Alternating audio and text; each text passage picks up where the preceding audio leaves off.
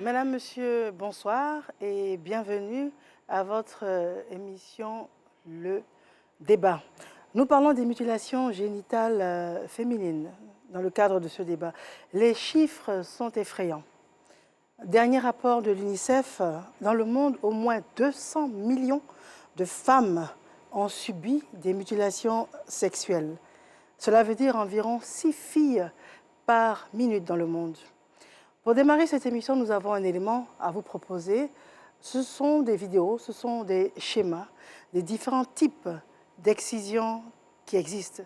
Il est important de pouvoir bien camper le sujet avec des schémas. Ainsi, vous aurez une idée beaucoup plus précise de ce qu'ont subi ces femmes à travers le monde, de ce que subissent ces femmes actuellement et ce que malheureusement certaines femmes vont encore devoir subir.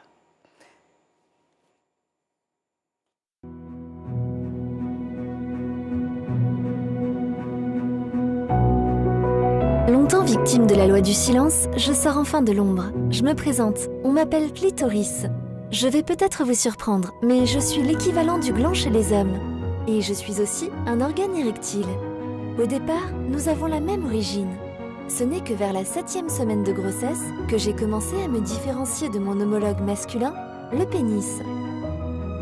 Ma particularité est que je suis un organe dédié au plaisir féminin. Mon anatomie a vraiment tout d'un iceberg. Ce petit bouton, situé au niveau des parties génitales externes, au-dessus de l'entrée du vagin, est ma face visible. Ma partie immergée, interne, représente quant à elle environ 8 à 12 cm. Presque partout dans le monde, je fais l'objet de mutilations. Il existe 4 types de mutilations sexuelles féminines. L'ablation du prépuce clitoridien sans celle du gland du clitoris, l'ablation du gland clitoris, en partie ou en totalité, avec celle partielle ou totale des petites lèvres. L'excision du gland clitoris, puis infibulation avec fermeture quasi complète de l'orifice vulvaire, ou d'autres procédés de mutilation. Toujours traumatisante, l'excision ne compromet pourtant pas forcément l'épanouissement sexuel, car une grande partie de mon anatomie génitale reste intacte. Alors, après cet élément, permettez-moi de vous présenter nos différents invités. Nous avons l'imam Diaby Aboubakar qui est avec nous. Bonsoir à vous. Bonsoir. Vous êtes consultant à la Fondation Djigui. C'est ça. C'est cela. Nous avons également le père Yedolat Lambert. Bonsoir à vous, mon père. Bonsoir, Maria. Vous êtes le curé de la paroisse de l'Ascension. Tout à fait. Très bien. Nous avons le docteur Sei Bitra Jamal. Bonsoir à vous. Bonsoir, madame. Vous êtes sociologue. Et nous avons le docteur Karama Issa. Bonsoir, docteur. Bonsoir. Vous êtes gynécologue, obstétricien et bio-anthropologue. En tout cas, messieurs, merci à vous d'avoir répondu à notre invitation. Il était important d'ouvrir ce débat et de camper le sujet. Alors, je commence par vous, docteur Karama. Est-ce que ça a été bien campé comme sujet sur ce qu'est les mutilations génitales féminines? Tout à fait. Je pense que c'est un phénomène d'actualité.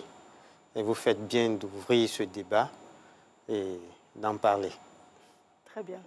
Alors, l'élément qui est passé, donc on s'adresse d'abord aux médecins que vous êtes. C'est la réalité de ce que vivent certaines femmes à travers le monde? Ben, tout à fait. Dans l'exercice de notre fonction, nous avons eu à constater ces différents types de mutilations. Bon, en Côte d'Ivoire, il faut dire que la mutilation de type 3 n'est pas très fréquente. On a surtout dans nos statistiques... Alors, le type 3, c'est avec la couture? Oui, qu'on appelle infabulation ou l'excision pharaonique. Voilà. Donc, on a surtout l'excision de type 1 et de type 2. Très bien. Voilà. Au cours de l'émission, si vous voulez, je vous donnerai en détail les types d'excision et les sous-types. Et les sous-types. Très bien. Alors, parler d'excision avec le médecin pour nous dire que c'est la réalité de ce qui existe et ce qui est fait aux femmes. Alors, je m'adresse également à vous, messieurs, qui avez fait des des recherches. Dans le monde, quelle est cette répartition en ce qui concerne le phénomène de l'excision? À vous, docteur. Dans le monde, d'abord, il faut dire que les zones les plus touchées, il y a l'Afrique. L'Afrique qui vient en première position. Je veux dire, même l'Europe, avec le phénomène migratoire. On en a aussi aux États-Unis. Aux États-Unis, toujours lié à ce fait-là. En Asie également. On en a en Malaisie. Un peu partout dans le monde. C'est dû également à la diaspora ou bien... Beaucoup plus. Beaucoup plus la puisque diaspora. la documentation scientifique, c'est vrai que ça a existé en son temps, mais c'est beaucoup plus développé avec la diaspora, avec les différentes diasporas qui se sont succédées, beaucoup plus installées là-bas. Voilà. Puisque ce sont des pratiques multiséculaires. Mais avec le temps, avec l'Europe, au niveau de l'Europe occidentale, c'est allé en s'évanouissant. Et donc, les gens ont dû abandonner, contrairement à ce qui se passe en Afrique. D'accord, donc les foyers les plus résistants, c'est essentiellement en Afrique. En Afrique, c'est beaucoup plus visible, oui. Aussi bien au niveau du continent qu'au niveau de la diaspora dans les autres communautés ailleurs, que ce soit en Amérique, que ce soit en Europe, voilà. Très bien. Vous êtes du même avis, docteur? Oui, il faut dire que la concentration des chiffres se retrouve essentiellement en Afrique, dans la corne de l'Afrique et dans l'Afrique subsaharienne. Et comme docteur Seyibitra le disait, l'excision a existé en Europe. Ça a été pratiqué comme médecine conventionnelle. Et dans les années 1886, il y a même eu une publication du célèbre gynécologue Isaac Baker qui, dans ses ouvrages, demandait aux autres médecins de pratiquer l'excision pour un certain nombre de thérapies, notamment des maladies d'origine nerveuse et même pour traiter ce qu'on appelle l'éclampsie. C'est une pathologie qui arrive en cours de grossesse ou en fin de grossesse ou après l'accouchement. Et dans ces ouvrages-là, il faisait toujours référence aux médecins grecs qui eux-mêmes faisaient référence aux médecins de l'Égypte et du Moyen-Orient. Donc, si nous regardons bien l'origine de l'excision, on pourra dire que ça se situe au niveau de l'espace, dans le Moyen-Orient et au niveau de l'Égypte. C'est là que part sans doute l'origine de l'excision. Mais l'anthropologue Cheikh Anta Diop, lui-même est plus précis, dit et affirme que l'excision part de l'Égypte. Pourquoi? Parce qu'il y a quand même un certain nombre d'argumentations. On a retrouvé des traces au niveau des papyrus. On a retrouvé des momies déjà excisées longtemps avant, c'est-à-dire 200 ans, 700 ans en arrière, avant notre ère, c'est-à-dire avant Jésus-Christ, l'an 0. Voilà, donc on pourra dire que l'excision, quand même, a son origine presque en Afrique. En Afrique. Très bien, mais là où vous nous intéressez, c'est que vous dites que c'était pour des raisons thérapeutiques. Donc l'excision aurait pu soigner quelque chose? Oui. Est-ce que ça soignait vraiment? Parce que longtemps pratiqué en Occident comme médecine conventionnelle, mais cette médecine par thérapie d'excision a été condamnée par la suite et abandonnée parce que c'est des statistiques en Europe. On s'est rendu compte que ça faisait plus de mal que de bien et que ça n'avait aucun intérêt thérapeutique. Donc, ça a été abandonné par la suite. Mais, vous me direz pourquoi ça persiste toujours en Afrique si ça a été abandonné en Europe. Très bien, je pense que ça va faire l'objet tout au long de cette émission d'échange. Alors, quand on vient dans cette zone dans laquelle nous sommes, je m'adresse à l'anthropologue et puis au sociologue. Dites-nous, cette concentration-là, est-ce qu'elle est commune à certains pays ouest africains? Où est-ce qu'elle est située spécialement en Afrique? Et puis dans quelle proportion? En Afrique, on a essentiellement 3 grands foyers. On a la Corne de l'Afrique, vous avez la Somalie, l'Éthiopie, l'Érythrée, ainsi que quelques autres pays voisins. Vous avez l'Égypte au nord de l'Afrique, oui, et vous avez l'Afrique subsaharienne. En Afrique subsaharienne, vous avez une forte prévalence en Sierra Leone, au Libéria, en Guinée, en Côte d'Ivoire, en Guinée, au Mali, oui, au Burkina et au Ghana. Mais la prévalence va en diminuant quand on s'éloigne de la Côte d'Ivoire, c'est-à-dire Ghana, Togo, etc. Très bien. Alors, messieurs, vous allez intervenir tout à l'heure. C'est très important pour nous de savoir quelle est l'influence, à tort ou à raison, de nos différentes religions monothéistes. Donc, on revient à vous tout à l'heure, mais c'est très important de s'appesantir sur les origines. Alors, tous ces différents pays qu'on a cités, quel type d'excision y est exercé? Est-ce que c'est le même type? Vous avez dit le plus répandu, par exemple en Côte d'Ivoire, vous avez dit que c'est le type 2. Le type 2 et 1. Et 1, très bien. Donc, vous allez nous expliquer un peu plus. Donc, le type 1, c'est le plus répandu. Donc, c'est juste le capuchon qui est ôté.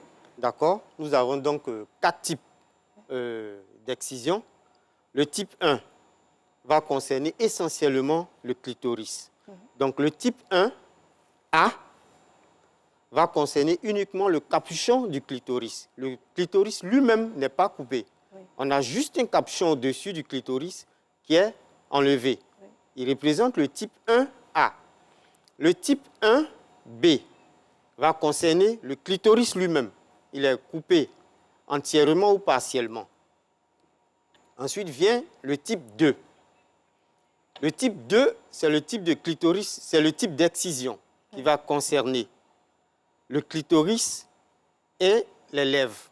Oui. Donc, on a 3 sous-types.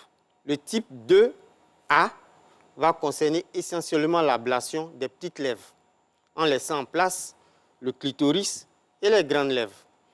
Le type 2B va concerner l'ablation partielle ou totale du clitoris et des petites lèvres. Oui. Le type 2C va concerner essentiellement l'ablation totale ou partielle du clitoris, l'ablation des petites lèvres et l'ablation des grandes lèvres. Donc, ce type-là, on a essentiellement presque tous les organes génitaux qui sont enlevés. Partie externe. Voilà, les organes externes. Externe, bien sûr. Vient ensuite le type 3.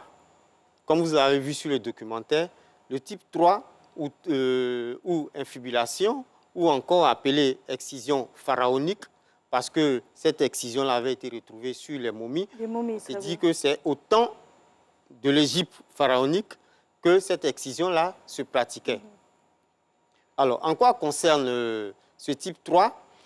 Ce type 3 va concerner la réduction de l'orifice vaginal, oui, avec ablation soit des petites lèvres, soit des grandes lèvres. Donc, on a 2 sous-types. Oui. Le type 3A va concerner la réduction de l'orifice vaginal avec ablation des petites lèvres et accolement des petites lèvres. Le type 3B va concerner la réduction de l'orifice vaginal avec ablation et des petites lèvres et des grandes lèvres qu'on va accoler pour fermer complètement l'orifice vaginal. Voici les 3 grands types.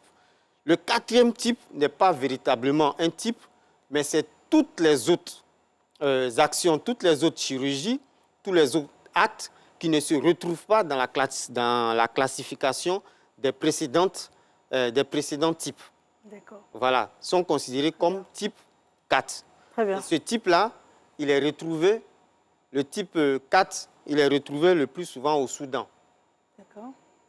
Le type 3 est retrouvé en Égypte et dans la corne de l'Afrique, c'est-à-dire l'Éthiopie, la Somalie, l'Érythrée. D'accord. Le type 2-1, le type 2 et le type 1 sont retrouvés en Afrique subsaharienne. Très bien. Particulièrement en Côte d'Ivoire, on a beaucoup de type 1 et de type 2. On pourra peut-être vous donner le pourcentage après. Les pourcentages, alors. Mais comment se justifie la différence de type en fonction des zones? Par exemple, ici en Côte d'Ivoire et dans les pays voisins, quelle est la vision qui est adoptée, qui justifie que ce soit le type 2 et non pas le type 3, par exemple? Alors, l'excision, c'est un acte, comme mon confrère le disait, c'est un rituel. Parce qu'il ne faut pas voir dans la circoncision et dans l'excision, pardon, le simple fait de la coupure, de l'ablation du clitoris. C'est tout un rituel qui entoure cet acte. D'accord. Alors, en fonction des régions et en fonction des rites pratiqués, la notabilité ou les guides spirituels, quand je parle de guides spirituels, ce n'est pas notre père. Ah oui, très bien. Là aussi, il faut qu'on précise, parce que quand vous parlez de notabilité, de guide spirituel, par exemple, là, on parle de mon père qui est de l'Église catholique, et puis on parle de l'imam qui représente l'islam. Mais on ne parle pas d'eux, en fait. Non, non, alors, pas du un tout. guide spirituel, c'est lié à une divinité. Un guide spirituel, effectivement, c'est lié à une divinité. Très bien. Qu'on va adorer, ce soit l'eau, ce soit la forêt, le bois sacré, même la terre, même des rochers. Oui. Voilà. Donc, c'est des pratiques, on va dire, athées. D'accord. Alors, donc, en fonction de la conviction du guide et des connaissances du guide spirituel, on a un type d'excision qui est adopté pour la communauté. Voilà, on vous dira que si vous coupez juste le prépuce, si vous faites juste le type 1A, par exemple, ce n'est pas une bonne excision. Dans certaines communautés, on vous dira qu'il faut aller au type 3 pour avoir une très bonne excision. Dans certaines communautés, on vous dira non, c'est le type 2. Le type 3, vous avez exagéré. Voilà. Très bien, donc c'est vraiment en fonction des affinités des différents peuples. Des différents peuples, tout à fait. Très bien. Ben, je voulais ajouter que la comparaison est venue à partir des travaux de recherche. Sinon, les communautés, il n'y a pas une communauté qui a sur son plateau les différents types et qui choisit. C'est en collectant des informations auprès des différentes communautés où la mutilation se pratiquait, lorsque ça a commencé à être un problème de santé publique, que les gens ont vu que ce qui se pratique ici ou là est différent de ce qu'ils font chez eux, si vous voyez. Et comme il le disait, il y a une division sociale du travail autour de cette pratique-là. Parce qu'il y a ceux qui posent l'acte, il y a ceux qui organisent l'activité et il y a ceux qui bénéficient. Donc, chacun à son niveau a un niveau de responsabilité qui fait qu'à la fin, j'allais dire, personne n'est innocent, mais les niveaux de responsabilité sont partagés. D'accord. Voilà. Très bien.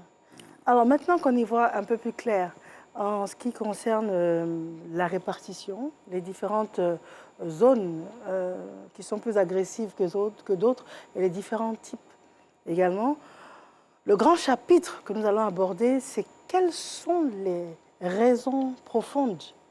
Et là, je vais tout de suite donner la parole à nos imams et puis pères. La religion est toujours citée. Maintenant, ce soir, l'objectif est de savoir à tort ou à raison. Donc, je le rappelle, nous sommes avec l'imam Diaby Aboubakar. Vous êtes le consultant à la Fondation Djigui. C'est ça. Alors, dites-nous, on a souvent entendu dire que les communautés musulmanes le font plus que d'autres, ou bien c'est recommandé. Alors, dites-nous tout ce soir. Bien, vous dites tout ce soir, je ne pense pas que ce serait possible, mais on va en parler. On va en parler parce que, vous savez, je suis heureux d'entendre beaucoup. J'ai beaucoup appris avec nos deux docteurs qui sont en face de nous, le sociologue et le docteur chirurgien, parce que, quelque part, ça m'enseigne et ça nous réconforte en fait. D'abord, il faut situer d'abord les responsabilités. Sur le plan religieux, l'excision ne peut être considérée comme un acte religieux ou un acte spirituel, en fait, religieux, islamique. Ça, de prime abord, il faut que ce soit clair. Parce que l'islam, au nom duquel je suis ici sur ce plateau, l'islam a des piliers. L'islam a 5 piliers. Nous avons la profession de foi, c'est-à-dire qu'attester qu'il n'y a de Dieu, que Allah et que Mohammed est son messager. Et nous avons la prière, les 5 prières quotidiennes par jour. Nous avons le jeûne, nous avons la zakat, hein, l'aumône obligatoire, et nous avons le pèlerinage à la Mecque. Donc voici ce qui fonde l'islamité du musulman. Tout à fait. Donc s'il y a un de ces piliers-là qui sont ôtés, ton islamité n'est pas vérifiée. Maintenant, quand on regarde l'excision, si l'islam avait fait de l'excision une conditionnalité pour la validité de l'un de ces rites-là, on aurait dit que l'islam a endossé la responsabilité de l'excision pour en faire un acte religieux. Bien, à partir du moment où on parle d'excision, donc on parle de la gêne féminine. Nulle part, quelque part, on va voir dans les écrits pour dire que la femme excisée, la validité de la prière de la dame est liée au fait qu'elle soit excisée ou pas. Personne ne pourra vous dire que la dame qui n'est pas excisée ne verra pas son jeûne être exaucé par son Seigneur.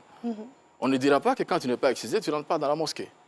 Donc, où est le lien religieux avec l'excision? Puisque ça ne saurait être un pilier, ce n'est pas non plus une obligation.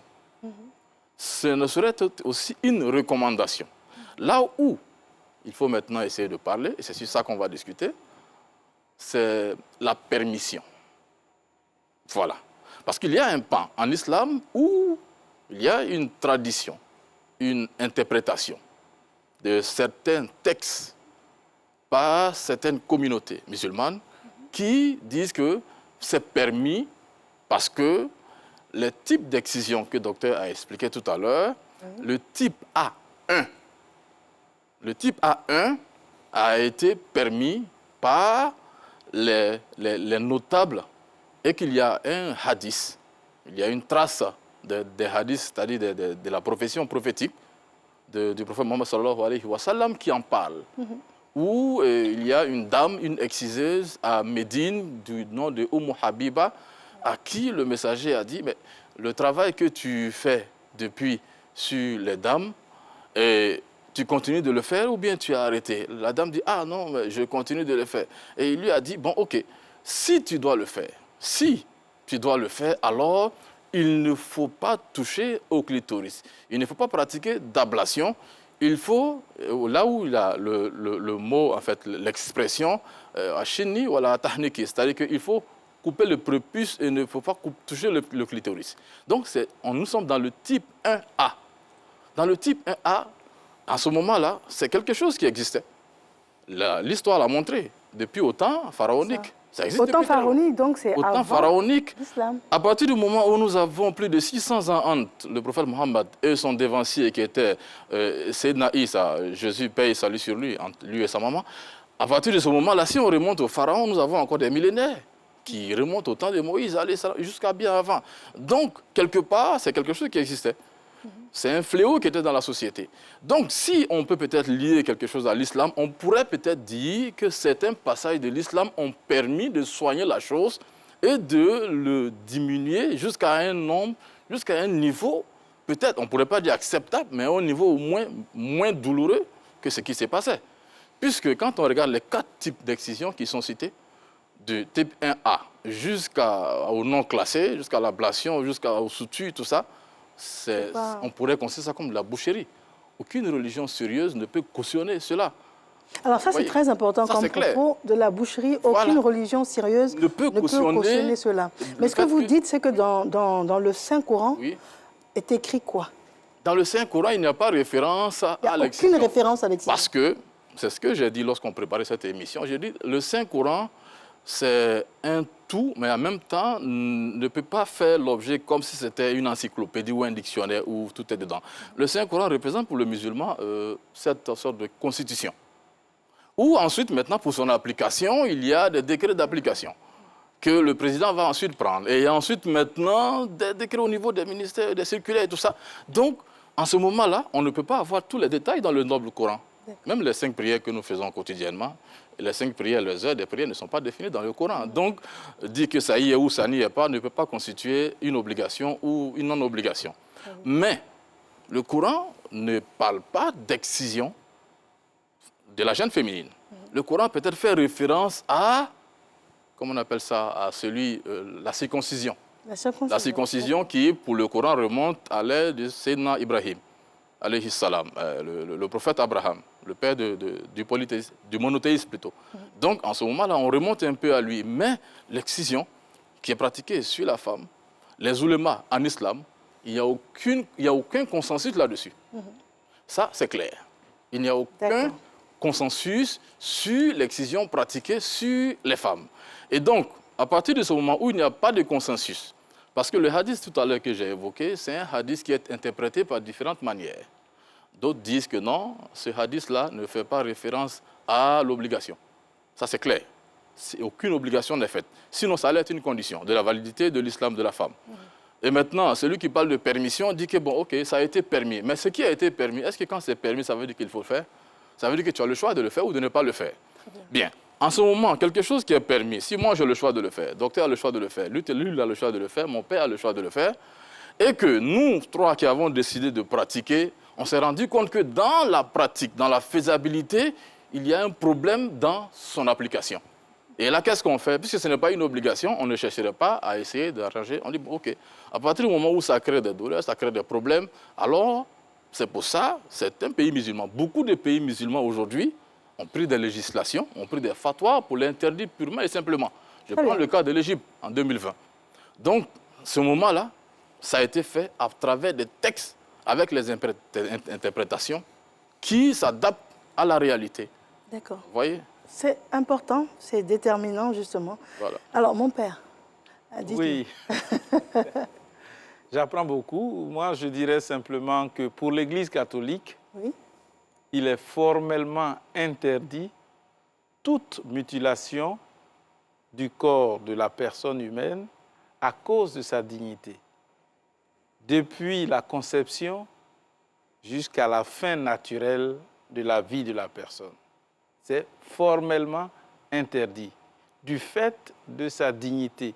Même pour le corps d'un malade mental, le respect est obligatoire pour l'Église catholique. Très bien. Donc ça, il n'y a pas de discussion à ce niveau. Voilà. Très bien. À ce stade de notre débat, nous avons un élément à vous proposer. Alors, c'est dans la région du Hambol, et c'est à Dabakala précisément. Les autorités font mains et pieds pour stopper ce phénomène. Voyons voir ce qu'il en est. Et c'est un documentaire de Soro Corona de RTI Boaké. Ablation totale ou partielle de l'organe génital féminin. L'excision reste une pratique humiliante et dégradante pour la femme. Vieille de plusieurs siècles, l'excision demeure une pratique à la peau dure dans de nombreux pays en dépit des conséquences néfastes sur la femme et les lois pour l'éradiquer. La Côte d'Ivoire reste l'un des pays les plus touchés en Afrique de l'Ouest avec un taux de prévalence estimé à 36,5% chez les femmes de 15 à 49 ans. Toujours selon les données d'une étude de l'UNICEF réalisée en 2015. 38% des femmes ivoiriennes ont subi une mutilation génitale. Les régions du Nord, de l'Ouest, du Centre-Nord et Est sont les zones les plus touchées par ce phénomène. Dabakala, région du Hambol, demeure une zone où l'excision est toujours d'actualité. Quelles en sont alors les causes? Les parents voyageaient un peu beaucoup. Donc, quand elles faisaient l'excision, quand la personne voyage comme ça, jusqu'à son retour, il vient trouver peut-être sa femme intacte. Elle n'a pas envie de faire des rapports avec d'autres garçons.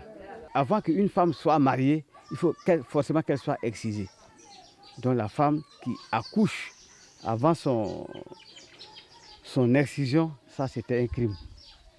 Là, c'était même pas permis. Au temps d'alors, l'enfant, le bébé devait mourir. On mettait le bébé dans une grande cuvette avec de l'eau remplie, le bébé est dedans. Il nage, il boit et tout ça là, après, c'est fini et on le prend, il est mort. Kotolo, dans la commune de Dabakala, était un village où l'excision se pratiquait à grande échelle. Ce village-là, il y a des gens qui venaient de Borodou, Atissa, en tout cas beaucoup de personnes venaient des villages lointains pour venir faire exciser les enfants ici. Même nos cadres qui étaient à Abidjan dans le temps, pendant les vacances, toutes les filles là, c'était des convois, ils viennent au village pour venir faire exciser les enfants. On ne voyait pas dans le temps d'inconvénients. Et nous, même les hommes, on se réjouissait dans ça. Aujourd'hui, avec le concours des chefs des villages de canton, l'excision à Kotolo n'est qu'un lointain souvenir. Aujourd'hui, en tout cas, je peux dire Dieu merci, la bataille est gagnée. Parce que même si quelqu'un excise sa fille, ce n'est pas dans le village ici. Elle peut aller le faire ça quelque part et puis de façon clandestine, personne ne le saura. Pour fuir le regard des ONG et des autorités, les exciseuses changent de stratégie. On reçoit régulièrement des alertes. Avec des personnes qui nous appellent pour nous dire qu'ils ont eu information qu'il y aura excision dans un village X. Et ils nous donnent souvent la date. Mais il se trouve que quand on arrive sur les lieux, l'excision, soit elle est déjà faite, soit elle est reportée. Ce qui fait qu'on n'arrive pas à attraper ceux qui ont planifié ça ou bien les exciseuses. Aujourd'hui, les femmes ont changé de méthode. Le bébé est excisé, en tout cas avant 1 mois même. Dès que l'enfant est né, en tout cas dans les 2 premières semaines, s'ils doivent faire ça, ils font ça.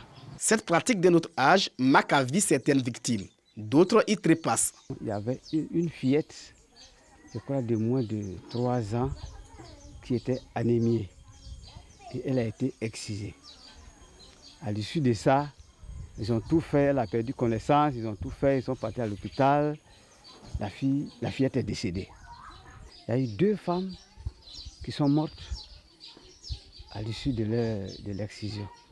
Il y a une, quand on a fait l'excision, ça s'est mal cicatrisé et il y a eu des kisses, ça a fermé son sexe et elle est morte de ça dans ce village. Il y a eu 2 femmes qui étaient dans ce cas. Et j'ai une soeur, une cousine qui est du village voisin. Quand elle a eu l'excision, chaque fois qu'elle a des rapports avec son mari, la plaie se renouvelle. Donc si le mari a eu un rapport aujourd'hui et demain il va aller avec la femme refuse. Le monsieur a voulu divorcer. En novembre dernier, on a eu un cas de décès d'une petite fille. Donc ça c'est récurrent. Si à Kotolo et à Koudodougou, les femmes ont jeté les couteaux, dans plusieurs autres villages du département, l'excision continue de faire des victimes. Le nouveau préfet du département compte intensifier la sensibilisation. Les temps qui vont venir, avec la notabilité, avec les autres autorités administratives, disons les collaborateurs sous-préfets et même les hommes politiques, nous allons nous asseoir pour réfléchir à la chose et voir quel message que nous pourrions ensemble passer aux populations. Pour que franchement, cette pratique qui détruit la femme puisse s'arrêter. Depuis le 23 décembre 1998, la Côte d'Ivoire a interdit la pratique de l'excision avec la promulgation de la loi numéro 98/757. À Katiola, des femmes coupables de la pratique de l'excision ont été jugées et condamnées. Depuis que je suis arrivé dans le handball, j'ai assisté à plusieurs séances au niveau du tribunal où il y a eu effectivement des sanctions. Chaque fois que la possibilité se présente et qu'on a effectivement les auteurs, la sanction est exemplaire, puisque nous pensons que l'une des formes de sensibilisation, c'est aussi la sanction. En Côte d'Ivoire, plusieurs ONG sont sur le terrain pour l'éradication de ces fléaux. 200 millions de femmes et filles ont subi l'excision au monde. En Afrique, la Somalie, la Guinée et le Djibouti détiennent les taux de prévalence les plus élevés. En 2020, l'excision reste en effet légale en Indonésie, Irak, Libéria, Mali, Angola, Sierra Leone et Somalie. Alors, c'est très édifiant comme élément. Première des choses, c'est malgré tous les drames qui se produisent, parlons de la Côte d'Ivoire, pourquoi ça continue? Vous qui avez élaboré des recherches là-dessus, pourquoi ça continue? Dites-nous.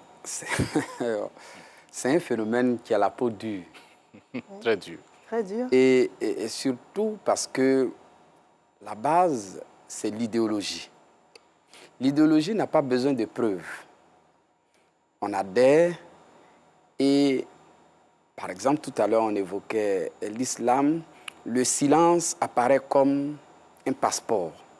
Et au fur et à mesure que les sociétés traversent le temps, elles s'appuient. Ça peut être...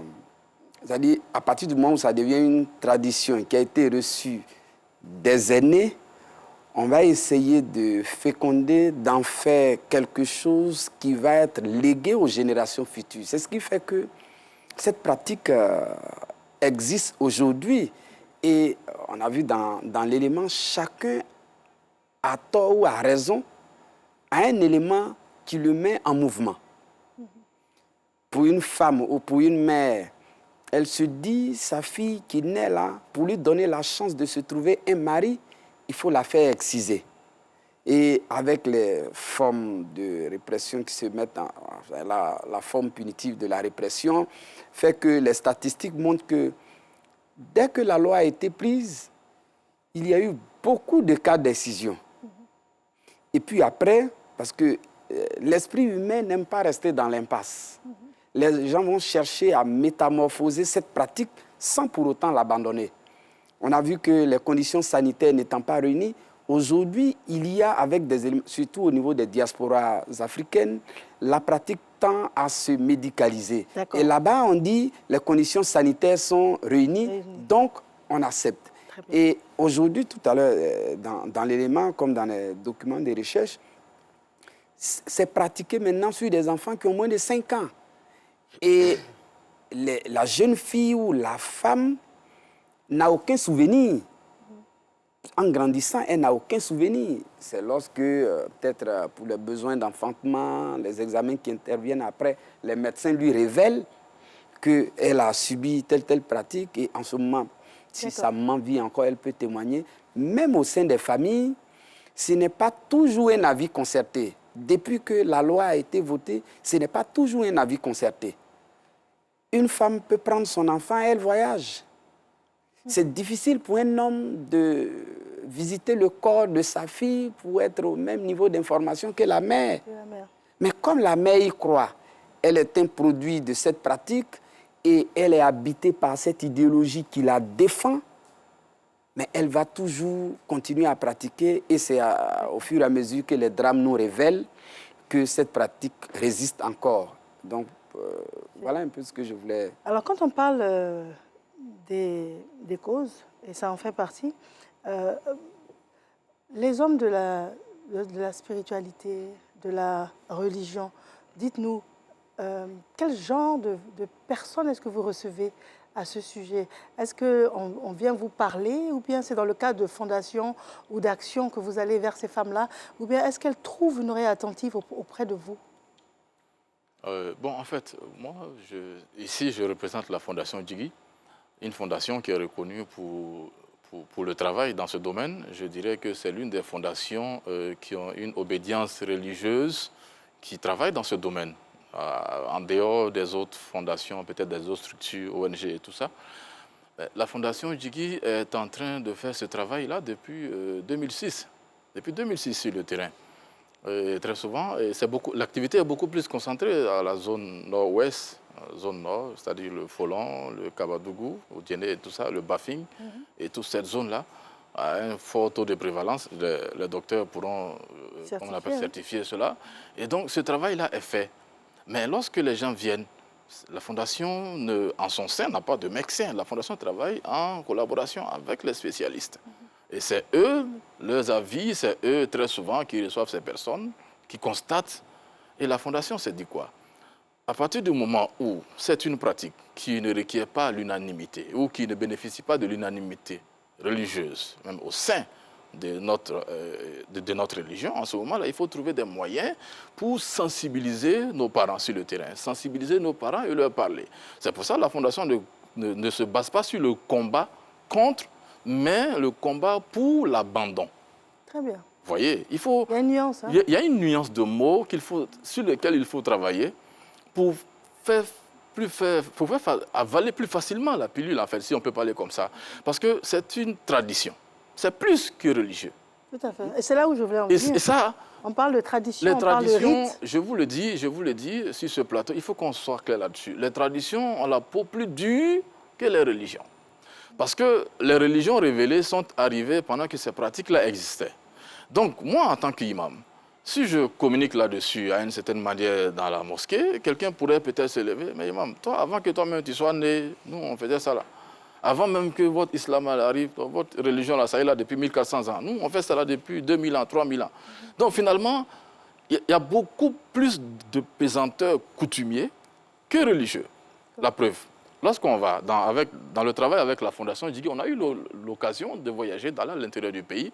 Pas plus tard qu'une semaine, j'étais à Biankouma, personnellement, représenter l'imam Djigiba Cissé, à qui je rends un hommage sur ce plateau pour ce travail-là. Je suis à Biankouma. Vous voyez, dans cette zone-là, foncièrement, on ne parle pas de l'islam dans cette zone. C'est l'immigration qui a fait que les musulmans se sont retrouvés là-bas. Qu'est-ce qui a amené ça là-bas? C'est la pesanteur coutumière. Les gens là-bas, ils ont cette forte croyance que quelque part, ça bénéficie à quelque chose. Sinon, vous allez suivre tous les éléments religieux en Côte d'Ivoire. Vous ne verrez dans aucune communication religieuse un imam ou un ossaz dans un prêche ou dans une conférence, il fait référence. Parce que ça n'existe pas dans notre communication de base, en fait. Nous, on fait l'effort de pouvoir lutter contre cette pratique et lutter pour son abandon, de sorte que, parce que ça crée beaucoup plus de mal que de bien. Voilà, parce que ceux qui disent que c'est permis dans leur interprétation, quand ils t'expliquent, tu te rends compte qu'en réalité, il y a beaucoup plus de mal là-dedans. On dit, bon, ok, à partir du moment où ce n'est pas obligatoire, ce n'est même pas recommandé, qu'est-ce qu'on fait? On va s'appuyer maintenant sur les textes. Et ensuite, on va laisser. Donc les parents, ils sont dans cette croyance-là, qui est beaucoup plus ancrée que la religion. Donc quand tu leur parles, il faut leur parler avec beaucoup de stratégie. Je vous le dis tout à l'heure, docteur, mon frère, le sociologue, en a parlé. Souvent, la femme prend l'enfant et elle disparaît, elle fait un voyage, elle dit, ma fille va m'accompagner. Et ensuite, le travail se fait. Le monsieur, il sait même pas, le monsieur, même souvent, il ne sait même pas que sa fille est excisée. Tellement c'est caché. Et les exciseuses, encore, c'est sur ça que je vais terminer pour le moment, les exciseuses, pour la plupart, dans ces zones qu'on a vues, très souvent, les exciseuses, même souvent, ne sont pas musulmanes. C'est pour ça qu'on a parlé de rites spirituels et non forcément religieux. Spirituels, parce que si très souvent, il y a beaucoup de mysticisme qui entoure la chose. Les exciseuses sont beaucoup, pour la plupart, des mysticistes. Et il y a beaucoup d'éléments mystiques que l'islam même combat, que nous, on considère comme du shirk, c'est-à-dire comme du polythéisme, mais qui sont utilisés dans la pratique de l'excision. Donc, en ce moment-là, l'islam ne peut pas cautionner quelque chose qui développe, qui encourage et qui, dans son application, fait sortir des éléments fétichistes. Très bien. Vous voyez, c'est des choses dont on pourrait développer peut-être plus tard, mais il y a beaucoup de choses dedans qu'on peut dire. Très bien. Voilà. Mon père Yedo, vous avez été clair, hein, que ce n'est pas permis, tout ce qui est mutilation, atteinte à l'intégrité, ce n'est pas permis. Mais dites-nous, par rapport aux origines, par rapport aux causes, en fait, de ces mutilations, on parle de fétichisme, on parle de culture, de tradition, on parle d'ego, on parle de famille, on parle de bons produits de la femme prête également. Quel est votre sentiment?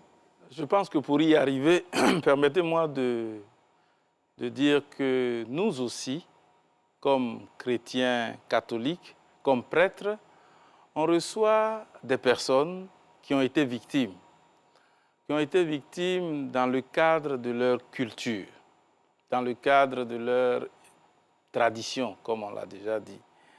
Et nous essayons de les accompagner en cherchant d'abord à les comprendre pour ne pas qu'elles se culpabilisent et en leur demandant, si possible, de rencontrer des médecins pour voir ce qui peut être sauvé, parce que quelque chose peut être sauvé.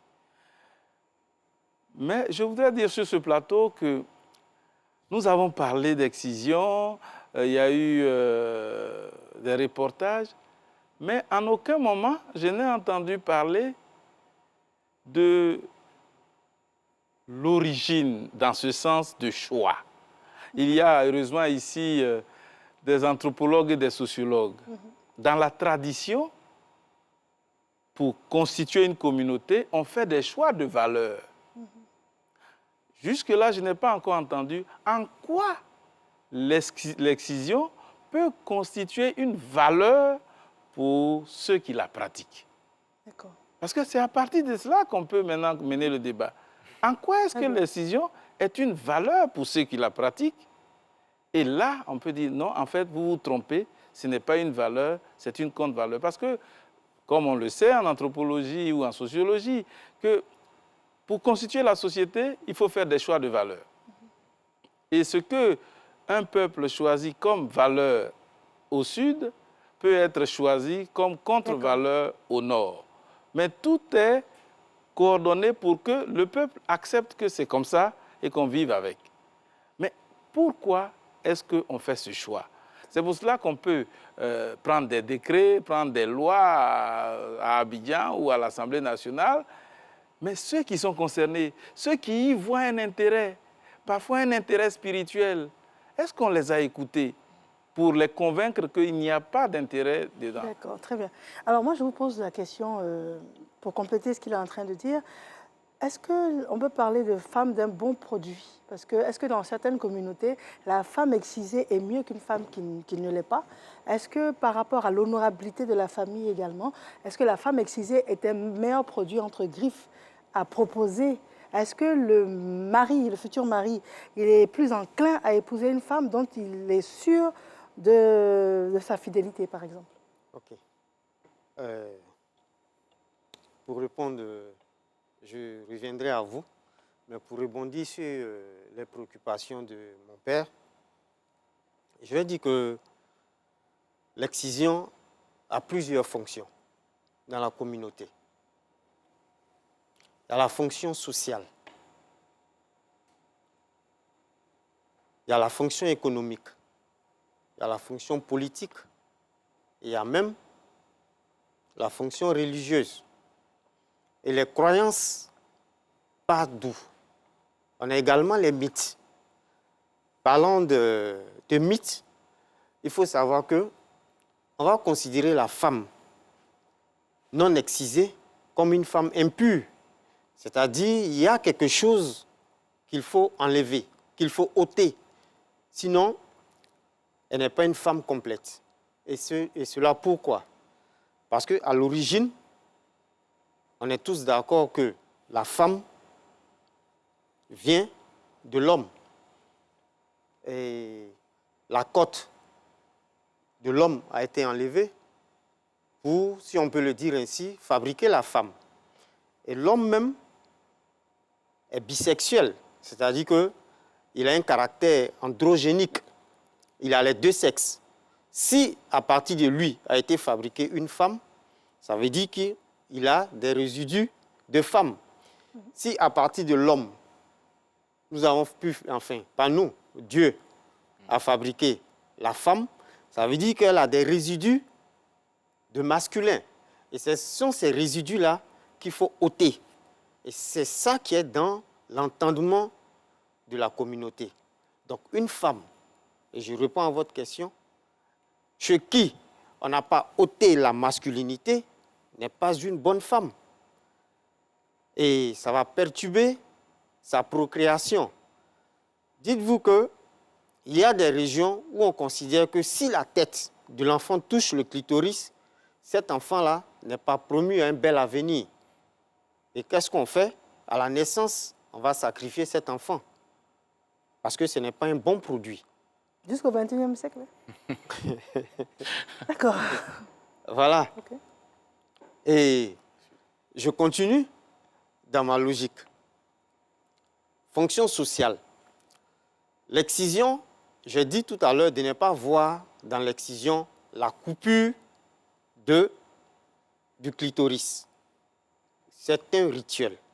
C'est un rite. Autrefois, les femmes étaient préparées à l'excision. C'est-à-dire, ça se faisait par classe d'âge, comme on le fait dans le Poro.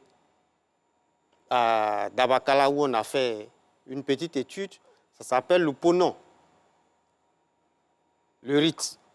Alors, les femmes, les jeunes filles de la même classe d'âge y allaient en forêt, en brousse, pour 1 semaine, 2 semaines, voire 3 semaines en fonction des communautés. et elles recevaient une éducation. Elles étaient préparées au mariage. Et malheureusement, dans ce contenu-là, il y avait la coupure du clitoris. Et après, on organisait des festivités, c'était des jeunes filles qui étaient présentées au public.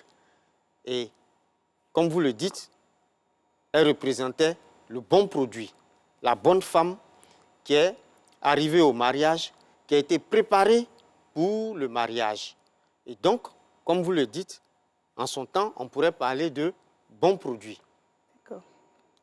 Voilà. Et donc, quand vous n'êtes pas excisé, vous ne bénéficiez pas d'un certain nombre de choses. Vous n'êtes pas considéré comme femme complète. Vous êtes considéré comme mal éduqué.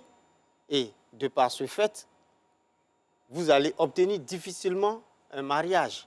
Celui qui va vous marier peut-être vient d'une communauté étrangère. Et donc, vos enfants dans la communauté ne sont pas considérés comme des enfants propres, si on peut le dire. D'accord. Voilà. Très bien. Alors je voulais juste compléter en disant que, c'est pour cela que j'ai dit tout à l'heure, tout part de l'idéologie, les mythes fondateurs, tout, parce que la question de la sexualité est interprétée sur la base d'un certain nombre d'idées reçues.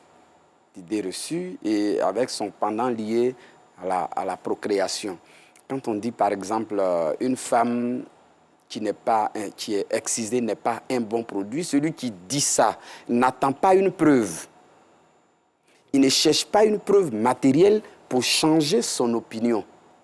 Vous voyez. Et c'est ça qui est la force de l'idéologie. Parce que ça peut même amener l'individu à se détruire en défendant ce qui le met en mouvement. Le prêtre disait tout à l'heure, quelles sont les valeurs liées à cela?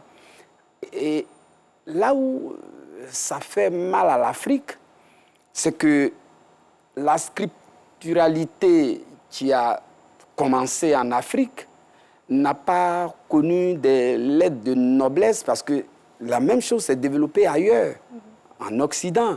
Mais après, ils ont tout ramené à la rationalité. Ils ont donné mandat à ceux qui font des études et qui amènent des preuves parce que le corps devient une matière sur laquelle on doit travailler et à partir des résultats scientifiques, on essaie d'abandonner ce qui n'est pas probant et continuer avec ce qui a été éprouvé. Mais en Afrique, on est toujours accroché aux idées reçues et il n'y a pas un forum où on va venir. Chacun reste dans son cocon.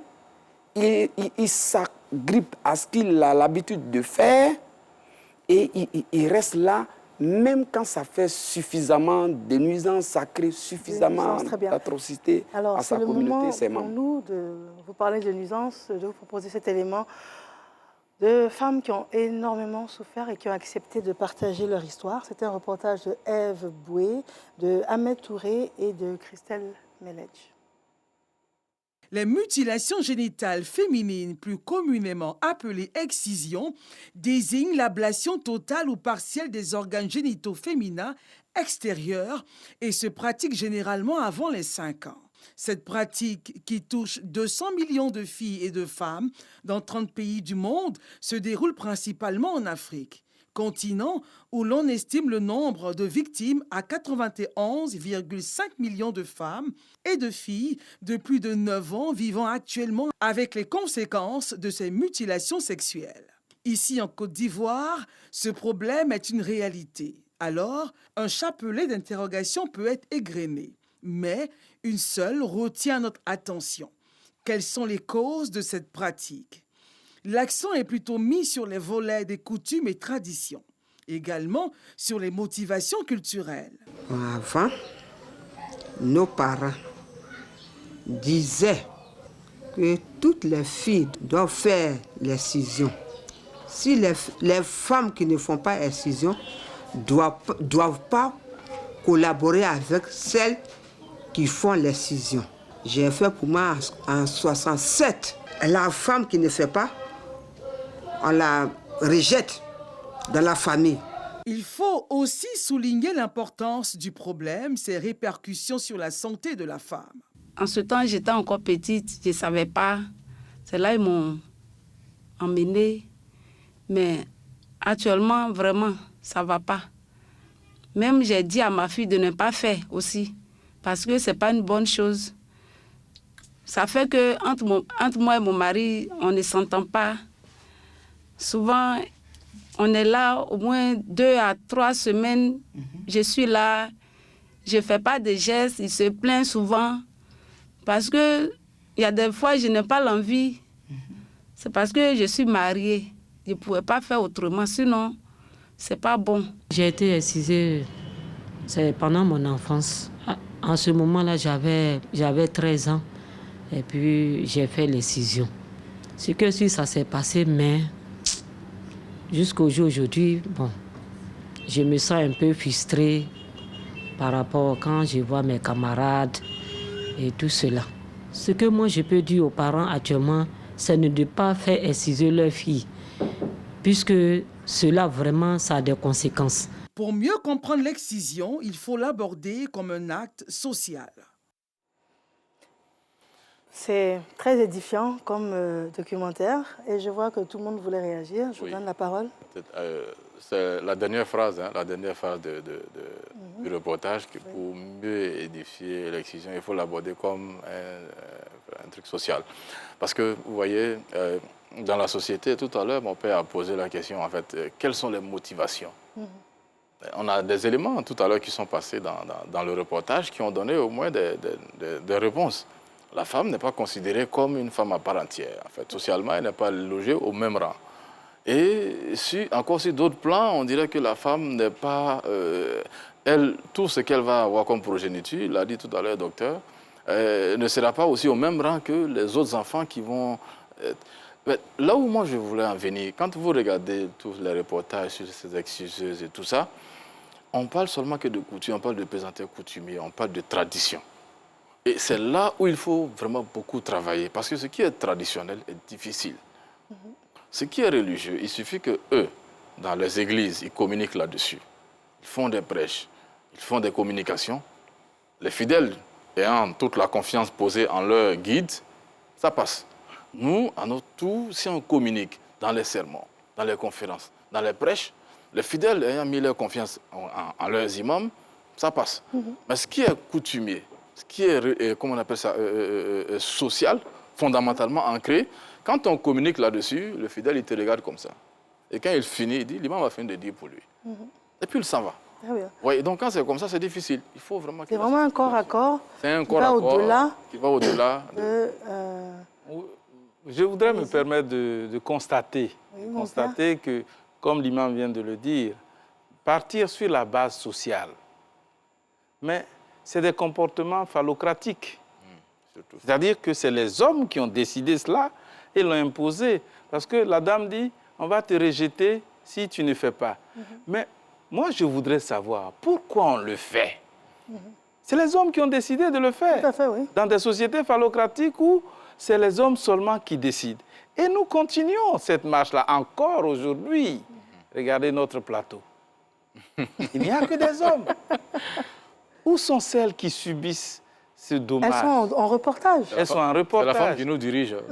Tout à fait. Tout à fait, c'est la femme qui nous dirige. Et c'est comme ça que nos sociétés doivent pouvoir changer de leur imposition phallocratique en faisant des sociétés où les femmes ont droit à la parole au même titre que les hommes. Nous n'y sommes pas encore parvenus. Là, on parle de culture, on parle de tradition, on parle de rite également.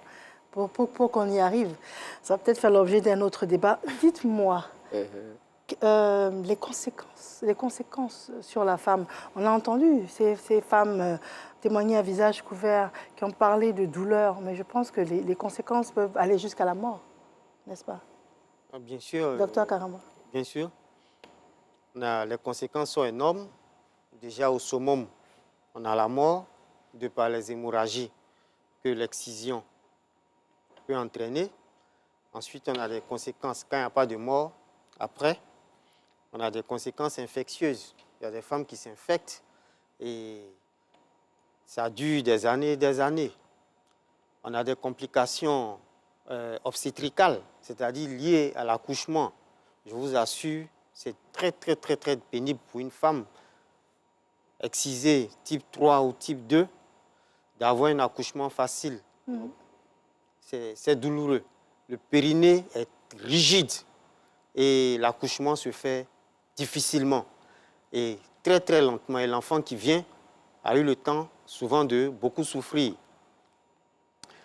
On a des complications urologiques. On a des fistules qu'on peut avoir.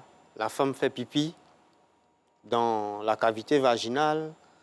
Et au-delà de cela, on a des complications sexuelles. On a des troubles sexuels, elle vient de le dire. On a ce qu'on appelle des dyspareunies. Au cours des rapports sexuels, la femme elle a mal.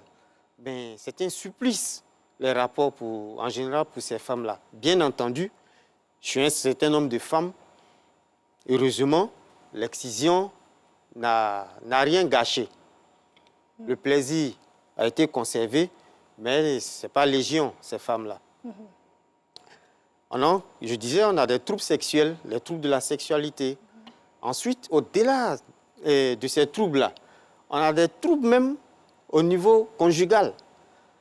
Comme on a dit, de par l'excision, on peut aboutir à un divorce. Et en général, l'excision ou la sexualité n'est jamais mise au premier plan. On va évoquer d'autres problèmes pour laisser sa femme. Parce que vous voyez mal un homme en train de s'asseoir pour dire « je ne suis pas satisfait, ma femme au lit n'a pas fait ceci, n'a pas fait cela ». Ce n'est jamais évoqué. Donc, on va prétester toujours d'un autre problème pour libérer sa femme. Et en général, ce sont ces problèmes-là que nous rencontrons au cours des consultations quand on reçoit des femmes excisées qui ont ces troubles-là. Très bien. Alors, on va parler de solutions parce qu'il y a des palliatifs, tout du moins. Mais juste avant, je propose un élément sur ce que dit la loi ici en Côte d'Ivoire. Alors, c'est le substitut, l'adjoint au parquet, le procureur adjoint au parquet, Mme Edoukou, qui nous explique ce que la loi dit ici en Côte d'Ivoire en ce qui concerne l'excision. La loi 2019-574 du 26 janvier 2019 portant code pénal, en son article 394, définit la mutilation génitale comme étant toute atteinte à l'intégrité de l'organe génital de la femme par ablation, partielle ou totale, par infibulation, par insensibilisation ou alors par tout autre procédé. Au niveau des sanctions, il y a diverses sanctions. D'abord, ce même article 394 prévoit une sanction pour la personne quelconque qui commet l'infraction de mutilation génitale. Et cette sanction va de la peine d'emprisonnement d'1 à 5 ans ou alors et d'une amende de 200 000 à 2 millions de francs. Ça, c'est pour les cas les plus simples. Et cette sanction, comme on dit, quiconque commet une atteinte à l'intégrité de l'organe génital de la femme, quiconque commet une mutilation génitale est sanctionné par cette fourchette de peine que je viens de donner. Les pères et mères de la victime, les alliés jusqu'au 4e degré, ceux-là qui savaient l'imminence de la mutilation génitale et qui n'ont pas pris soin d'informer les autorités administratives ou judiciaires ou alors n'ont pas pris soin d'informer toute autre personne qui pouvait permettre de freiner ou d'arrêter la commission de la mutilation génitale. Et donc, pour ses proches parents, la père et mère de la victime et les alliés jusqu'au 4e degré, la loi ne les écarte pas dans la sanction pénale. De la même manière, les proches aussi de l'auteur de l'acte, les proches de l'auteur de l'acte, conjoint, concubin, alliés aussi jusqu'au 4e degré. Lorsque celui qui doit faire l'acte de mutilation génitale à ses proches qui sont informés de ce que celui-là s'apprête à commettre une mutilation génitale, n'informent pas les autorités, ceux-là également peuvent être sanctionnés par la loi lorsque on découvre qu'elles avaient connaissance de l'imminence de la mutilation. Donc ceux-là sont soumis à la même sanction d'une peine d'emprisonnement d'1 année à 5 ans et de la peine d'amende de 200 000 à 2 millions de francs. S'il y a condamnation, les sanctions sont appliquées. Vu que depuis déjà la première loi sur la mutilation génitale a été votée en 1998 et à la faveur de la loi nouvelle sur le code pénal relatif au code pénal que je viens de citer tout à l'heure, les textes, la loi de 1998 a été reversée dans le code pénal. Et c'est les mêmes sanctions qui sont applicables. Dès qu'une personne est prise et qu'elle est reconnue coupable, la sanction s'applique. Mais le problème, en fait, c'est la saisine des juridictions, la dénonciation des faits aux juridictions, aux autorités, comme la loi le dit, administratives ou judiciaires. C'est à ce niveau-là que se situe le problème. Sinon, dès qu'un cas est signalé, si les autorités judiciaires se saisissent de l'affaire, la sanction sera appliquée. Pour freiner le phénomène, il faut sensibiliser à tous les niveaux, surtout au niveau des communautés. Parce que la loi prévoit des sanctions pour les membres du corps médical et des sanctions encore plus sévères lorsque c'est les membres du corps médical qui pratiquent la mutilation génitale sans respect de certaines conditions. Mais la pratique est que c'est dans le cocon familial en général que cela se produit. Et donc, le cocon familial dans les milieux religieux, culturels, et donc c'est accentuer la sensibilisation à ce niveau-là pour qu'on puisse voir reculer la pratique qui est la mutilation génitale avec toutes ces conséquences qu'on peut imaginer. La saisine de la justice, la justice peut être saisie par divers moyens. Comme la loi l'a dit, il faut dénoncer les cas aux autorités administratives ou judiciaires.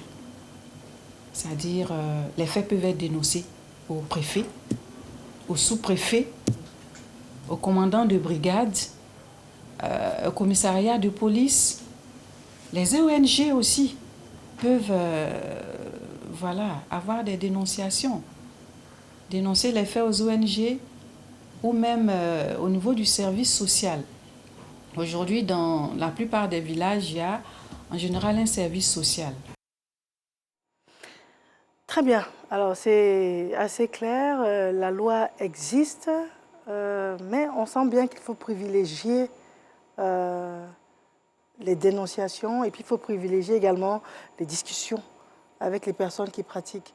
Alors, vous, Imam Diaby Aboubakar, consultant à la Fondation Djigui, quel est votre sentiment en ce qui concerne les solutions?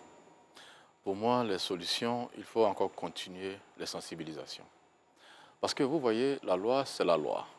Il y a des gens qui sont là, qui prennent des lois. Nos autorités prennent des lois. Il y a d'autres pans de la société qui est censé appliquer cette loi-là sur le terrain. Mais la loi s'applique sur des personnes. Et très souvent, en fait, même s'il y a une clause de la loi qui dit que nous, sommes censés ignorer la loi, mais cette loi, les gens sur qui elle-même s'applique, pour la plupart, ne sont même pas au courant. Donc, quand nous, on va sur le terrain, la Fondation Djigui plus particulièrement, quand on va sur le terrain, on rencontre des personnes souvent qui ne sont même pas informées de ces choses-là. Donc, dans la communication, on sensibilise. Et quand on voit les chiffres, on sent qu'il y a de l'amélioration sur le terrain. Donc, nous, on se dit qu'il faut continuer à sensibiliser. Et en même temps, il y a la loi qui est là, qui peut peut-être servir d'épouvantail. Parce qu'on remarque sur le terrain que dans la pratique, personne ne va dénoncer sa cousine ou bien sa tante ou bien sa maman qui a pris sa fille ou bien sa propre épouse qui a pris sa fille pour aller faire une n'était pas au courant. Finalement, qui va dénoncer qui pour envoyer son parent en prison? Ce qui fait que quelque part, on utilise la loi pour faire peur, et en même temps, on continue sur le terrain. Parce que la Fondation Djigui, avec ses partenaires financiers, a trouvé des solutions souvent pour approcher certains exciseurs. Comme solution, on leur a donné des activités palliatives, et des compensations et tout ça. Mais après, quand on retourne sur le terrain, on va se rendre compte que ces dames-là se sont reconverties encore. Elles ont repris encore leurs activités qu'elles avaient promis abandonner. Et tout ça devant les autorités coutumières, les autorités religieuses, devant même les autorités préfectorales. Elles avaient signé. Mais après, elles recommencent parce qu'il y a d'autres intérêts cachés que peut-être je ne pourrais pas évoquer sur ce plateau. Mais il y a des intérêts qui sont plus énormes. C'est qu'elles gagnent en faisant ce travail-là. Mais il y a quand même eu des cas où les exciseuses ont été condamnées. Par exemple, à Katiola, oui, en fait, ça existe. C'est symbolique. Voilà. C'est symbolique, mais quand tu regardes une ou deux exciseuses, peut-être emprisonnées et tout ça, sur combien?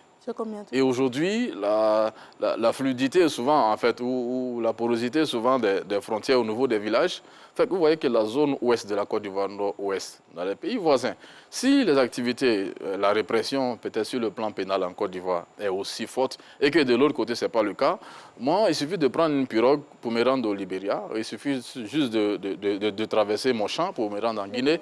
Donc finalement, à l'ouest, vous voyez que on prend des enfants ici, on va les exciser de l'autre côté, ensuite on revient. Finalement, vous voyez que ça devient très compliqué. Donc il faut continuer la sensibilisation. La sensibilisation, très bien. C'est ce que nous faisons. D'accord. Merci à vous. Mon père Yedo, quel est votre sentiment?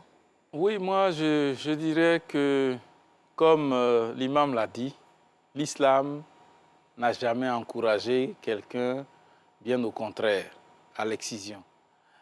Pour l'Église catholique ou l'Église chrétienne, c'est clair que c'est de la mutilation et que c'est interdit au nom de la dignité de la personne humaine.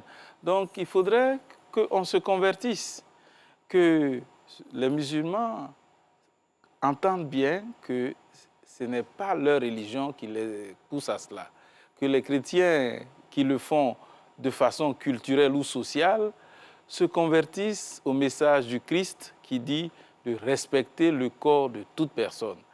Et que ceux qui sont résistants encore eh bien, subissent la rigueur de la loi pour que ça s'arrête. Mais il faut aussi que les responsables qui décident, eh bien, on laisse assez de place, je pense, aux femmes pour qu'elles aussi mènent le combat.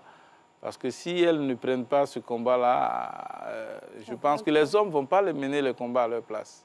Tout à fait. D'accord. Très bien. Alors, docteur Seibi Jamal, quel est votre sentiment sur les solutions? D'accord. Je voulais dire tout simplement que l'idéologie suit les pratiques avec un certain décalage. Décider que ça s'arrête aujourd'hui ne va pas tout de suite donner les résultats attendus, parce que cette lutte-là a commencé depuis même l'époque coloniale, et jusqu'à ce que, avec la ferveur impulsée par la communauté internationale, a gagné la société civile, et aujourd'hui on a atteint un certain niveau. Moi je me dis, l'élan est bon. Mais on va arriver à un seuil, et aujourd'hui, il y a des résultats qui montrent qu'il y a 14% de femmes, ça c'est le mix 2016 qui dit 14% de femmes qui sont favorables à cette pratique-là. Je prends seulement cet exemple. Ça veut dire qu'on va atteindre un seuil, c'est ce que j'appelle le noyau dur.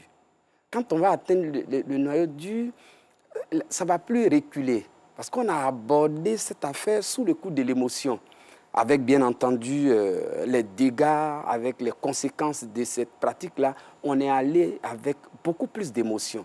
Le moment est venu de s'asseoir et d'impliquer tout le monde. Quand je dis impliquer tout le monde, il faut changer la communication. Parce que toujours dire 80% ici, 50% là, 72% là, on minimise les efforts. Il y a des femmes qui ont des enfants qui ne connaissent pas cette réalité. On n'en parle pas. La loi, ce qu'on est en train de dire là, nous, pour le sociologue, la sanction a deux volets. Il y a la sanction positive, il y a la sanction négative. Ce qu'on nous présente, c'est la sanction négative. Qu'est-ce qu'on fait pour ceux qui se battent nuit et jour pour ne pas que, même si elle a subi, ça puisse arriver à son enfant? On est mieux là-dessus. C'est pour cela, moi, je dis, pour que les vrais chiffres apparaissent sur la question, il faut peut-être penser, par exemple, intégrer un questionnaire au prochain recensement au prochain recensement. Parce que toutes les études qui ont été menées l'ont été sur la base d'un échantillon. Il n'y a que le recensement pour donner le vrai chiffre sur la question et sur son évolution. Il faut créer, par exemple, un observatoire national des MGF, de la lutte contre les MGF. Tout ce qu'on fait, tout ce que la société civile fait, il faut qu'à un moment donné, on organise, et surtout la méthodologie d'approche. La méthodologie d'approche veut que, par exemple, au niveau... Parce qu'il y a une dimension culturelle qui, sous l'effet même de la publicité, surtout sous la houlette des féministes, a fait que ce volet culturel-là, c'est ce qui accroche les gens. Mais on n'a pas trouvé un moyen pour pouvoir récupérer. Dans d'autres milieux, il y a ce qu'on a appelé la mutilation symbolique, où on a gardé ça pour, j'allais dire, habiller la socialisation de la femme. Moi, je pense qu'à ce niveau-là, la femme au foyer, voilà. Mais on enlève le côté mutilation. Voilà, moi je pense que, par exemple, parce qu'aujourd'hui, on ne va pas demander... Il n'y a pas quelqu'un qui peut défendre la mutilation. Moi, je le dis tout sincèrement. Mais ce qu'on peut faire, les organisations féminines, même à but lucratif, qui existent dans les communautés, dans le fin fond de la forêt ivoirienne, il faut faire en sorte que les matrones, on lui a donné une broyeuse, ça lui permet de gagner de l'argent. Mais et le savoir, comment une femme doit se tenir vis-à-vis des hommes, comment elle doit se comporter en tant que mère. Mais ce côté-là, elle a ça en elle. Mais si on la met dans une coopérative et avec un encadrement qui fait que, par exemple en ville, on a des foyers, mais au village, il n'y a pas ces occasions où les femmes se rencontrent, où elles se parlent. Parce que autour des mutilations, les femmes trouvaient l'occasion de se retirer de la société et se parler entre elles. Aujourd'hui, il n'y a aucune activité en dehors des coopératives, de vivriers et autres. Il n'y a aucune activité où les femmes se retrouvent seules. Ce serait un élément positif à retenir de cet environnement-là en excluant l'excision. Voilà. Et puis, dernier élément, par exemple, on a des plateformes. Le programme élargi de vaccination qui s'adresse aux mamans et aux bébés. On peut utiliser cette plateforme aujourd'hui pour pérenniser la sensibilisation. Parce que l'État accompagne ou encadre les activités des ONG, mais il serait bon que l'État lui-même se mette devant. C'est vrai qu'on a créé des structures, mais en termes de communication, je pense que le programme élargi de vaccination peut être utilisé comme un creuset pour pouvoir marteler sur les méfaits, mais surtout encourager. Parce qu'il faut faire parler, et c'est pour cela que je suis d'accord avec les guides religieux, il faut faire parler les femmes qui ont résisté. Il faut faire parler les femmes qui ont lutté dans leur communauté et qui sont aujourd'hui des références, mais qui sont mal connues. Très bien, il faut reconvertir les exciseuses, par exemple, comme vous avez dit. Oui, ça c'est une expérience, une bonne expérience qui a déjà pris au plan économique, mais au plan social et culturel. C'est pour cela que j'ai dit qu'il faut les intégrer dans les coopératives où elles doivent enseigner.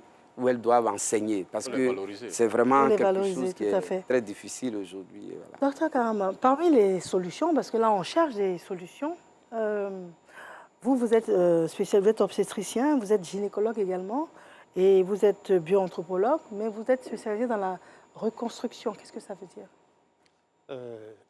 La reconstruction clitoridienne, qu'est-ce que c'est? C'est la remise, c'est la chirurgie qui va s'occuper de la remise en place du clitoris. Ce qu'il faut savoir sur le clitoris, c'est que c'est un organe où nous avons une partie externe et nous avons une partie interne. L'organe fait environ entre 8 et 12 cm. On a juste entre 1,5 et 2 cm en dehors. Et c'est cet élément-là, de 1,5 à 2 cm, qui sera l'objet de l'ablation pour les exciseuses. Mais ce qui est enfoui, on a encore 8 à 10 cm dans le périnée. Ce que le chirurgien périnéal fera, c'est qu'on va ouvrir le périnée, faire ressortir simplement le moyon du clitoris, c'est-à-dire le clitoris enfui. On le fait sortir 2-3 cm, fixé sur la peau, et c'est ce clitoris-là qui va nous donner un néoclitoris, c'est-à-dire un nouveau clitoris avec à peu près la même sensibilité que le clitoris qui a été amputé. Et je pense que cette chirurgie-là fait quand même partie des solutions pour les femmes qui ont déjà été excisées et qui rencontrent assez de problèmes dans leur foyer. Parce que, comme je vous l'ai dit tantôt, ces différents problèmes de sexualité aboutissent en général au divorce, mais ce n'est jamais mis sur la table. Et donc, la chirurgie réparatrice clitoridienne pourrait également être une solution pour ces femmes-là. Très bien. Et le suivi psychologique également, peut-être? Oui, bon, en ce moment-là, il faut que les cas soient dénoncés. Or, au fur et à mesure que la répression se fait grande, la discrétion se fait autour et les victimes meurent dans le silence. Chaque fois que c'est connu avec j'allais dire les ONG qui existent du tout, automatiquement, il y a tout un système de prise en charge qui se met en place. Mais la difficulté, c'est autour de celles qui ne sont pas connues, j'allais dire, de la société civile, comme des structures étatiques et ainsi de suite. Donc, à ce niveau, c'est pour ça que j'ai dit, il faut peut-être être un peu souple. Parce que si les enquêteurs ou les informateurs arrivent dans la société que tout le monde disparaît ou bien tout le monde se mue dans le silence, ça ne règle pas le problème. C'est pour cela qu'il faut créer la confiance. C'est pour cela que j'ai dit, en créant, parce qu'il y a des ONG qui ont créé des plateformes ou des structures d'alerte. Mais est-ce qu'on ne peut pas imaginer, par exemple, avec des centres de santé qui sont un peu partout, en train de s'installer partout, mettre les leaders communautaires, l'infirmier ou la sage-femme, les matrones, tout cela dans un groupe permanent, pour ne pas que, parce qu'une personne extérieure qui vient pour cette information n'a pas toujours la chance de collecter la vraie information. Mais si on a des structures permanentes, ça va faire que les gens vont rentrer dans les contreforts des pratiques et puis dévoiler. Parce que tous les cas qui sont connus sont pris en charge. Parce que c'est une question qui touche tout le monde, qui touche toutes les sensibilités. La seule difficulté, c'est que c'est basé sur une idéologie qui ne se nourrit pas de preuves. On ne cherche pas de preuves, mais on défend seulement. Mon père l'a bien dit. Hein? Voilà, c'est pour cela qu'il faut rester vraiment... Quel est le fondement? Voilà. D'accord. Vous savez... On va conclure avec. On ne peut pas barrer d'un trait une tradition, prendre un crayon, dire ça n'existe plus. Le changement de mentalité ne doit pas provenir de l'extérieur, parce qu'on verra, on va percevoir ça aussi comme une aliénation. Voilà. Le changement de mentalité doit venir de l'intérieur de la communauté. C'est les décideurs de la communauté qui doivent et qui peuvent faire changer. L'imam l'a dit tout à l'heure, il y a un vrai problème de fond. Pourquoi on attribue des activités génératrices de revenus à certaines femmes et quelque temps après, elles reviennent au couteau à l'excision. Mais quelque part, il y a quelque chose qu'on ne dit pas. Et ce qu'il faut savoir, c'est que en dehors de tout ça, le résidu, je veux dire, la matière qui est enlevée, il y a tout c'est également... On parle de fétichisme, on parle de croyances, on parle de potions pour revigourer les hommes du troisième âge. C'est également de matières premières à beaucoup de pratiques. Trafic d'organes en ce moment. On va assimiler, c'est un trafic d'organes. Mais comme c'est l'excision, on ne parlera pas de trafic d'organes. Et quels sont ceux qui en bénéficient? Et quels sont ceux qui en tirent un privilège? Voilà là où il y a le gros problème. Voilà la vraie question. Voilà la vraie question. C'est pour cela que je dis que le changement de mentalité ne viendrait pas de l'extérieur. Ça doit venir de la communauté. Et il faut voir tous les décideurs, tous les leaders de la communauté pour un changement de mentalité.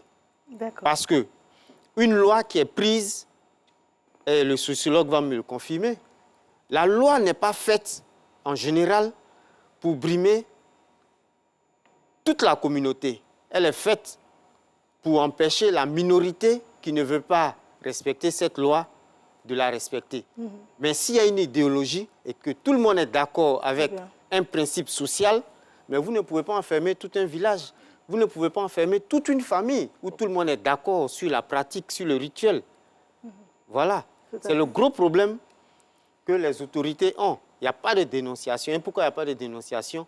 Parce qu'il y a une idéologie et il n'y a pas de changement. Et pourquoi il n'y a pas de changement? C'est ce que je viens de le dire. Voilà. Il y a changement. Il y a changement, mais les coutumes sont plus fortes que... Les coutumes sont très fortes. Très fortes. Elles ont la dent. Ça va changer. Très bien. Ça va changer, mais ça va prendre encore un peu plus de temps. Ce qui est sûr, la lutte est amorcée. Elle est irréversible. On va atteindre certainement le noyau dur. Et quand les exciseurs, ceux qui ont cette idéologie seront en minorité, la loi pourra bien s'appliquer. Messieurs, je vous remercie infiniment d'avoir été autour de cette table de notre magazine Le Débat. Docteur Karama Issa, je vous remercie encore, gynécologue obstétricien bio-anthropologue. Je vous remercie, docteur Sei Bitra Jamal, sociologue, et puis vous êtes enseignant-chercheur à l'université Félix Houphouët-Boigny. Je vous remercie également, Imam Diabia Aboubakar, vous êtes consultant à la Fondation Djigui. Et encore merci au père Yedolat Lambert, vous êtes curé de la paroisse de l'Ascension. Nous sommes au terme de cette émission, Le Débat. Les mutilations sexuelles féminines sont accompagnées de souffrances physiques et psychologiques également, conformes à ce que l'on pourrait qualifier de torture. Alors, aucun acte de violence à l'encontre de la femme ne peut se justifier par la culture, par la religion, par la tradition, le prétexte de la religion, la tradition ou de prétendus honneurs. Alors, rite et tradition, ça reste extrêmement tenace. Mais on va privilégier la communication, la sensibilisation et les pistes de solutions pour reconvertir tout ce monde qui gravite autour de l'excision. Mille merci d'avoir été là et bonsoir.